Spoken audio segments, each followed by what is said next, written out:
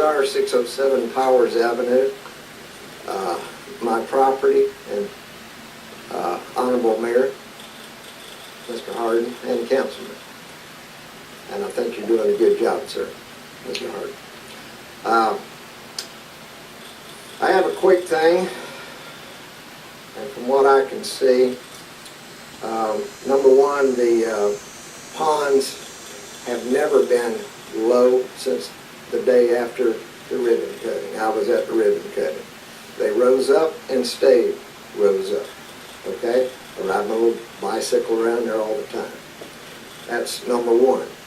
At the time it happened, and you can see the sod from the day of the ribbon cutting, the dead sod that is at the level it should be at, that had fallen down. That's number one. Okay, don't want to beat anybody up on the level sensor. You know, I was out at 5 o'clock cleaning my drain out. I had a bunch of people I ran into, Councilman Scott Stiltner. He brought me some sandbags. Really nice guy. Okay. The other thing is, on the north side of Dunlawton, okay, where the FPL area is, where they've now got poles laid out and they're putting up big poles. There needs to be a natural berm put there on the east side. That's what overflowed Dunlawton. We're talking Dunlawton here.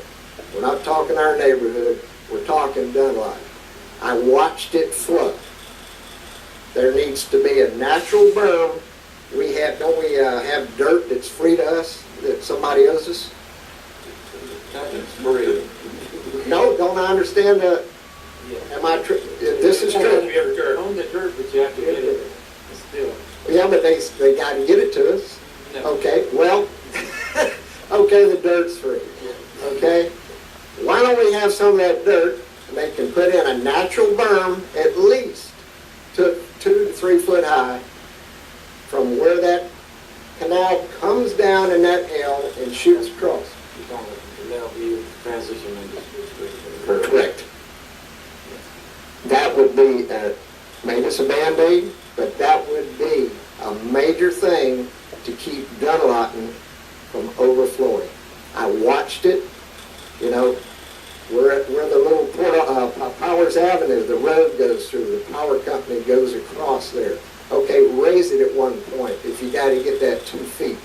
But put that natural berm at least 2 to 3 feet high, and you can just dump dirt all the way down. That's where it overflowed.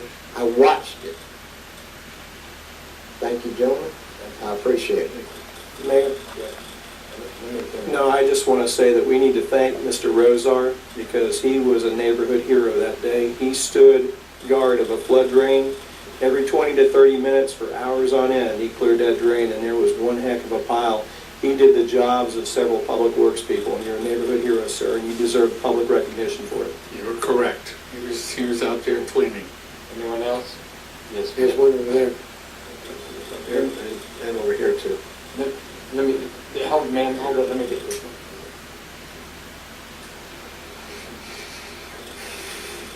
Hi, my name is David Carney.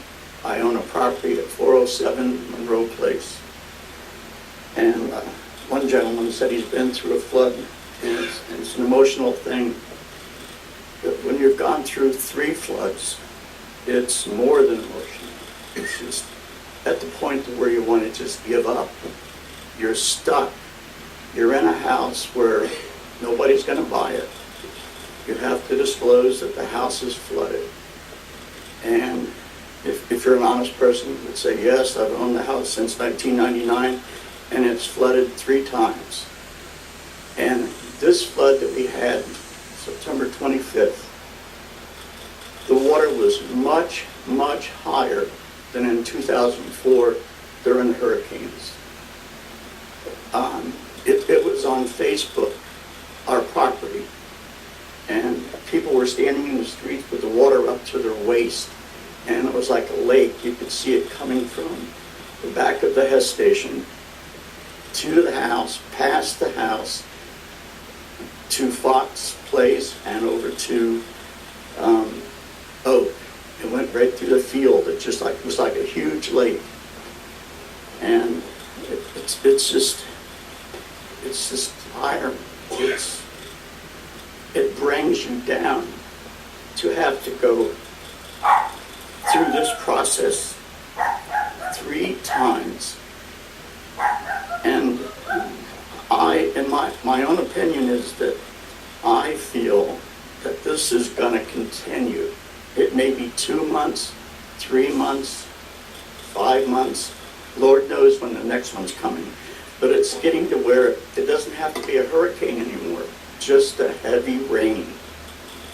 A rain that, I don't know, should be somehow, you would think that since 2004, they would have done something to at least make the water maybe just come a foot within your house instead of flooding through your house. I know people say they have to start making plans, and we have to start today making plans for the future, but back in 2004, I'm sure the same thing was said then, and nothing has happened. It's just gotten worse, in my opinion. And it's not just me, it's the people that I talk to, and the people who rented the houses, who lost everything. For me, I'm insured, but for a lot of the renters, there was no insurance.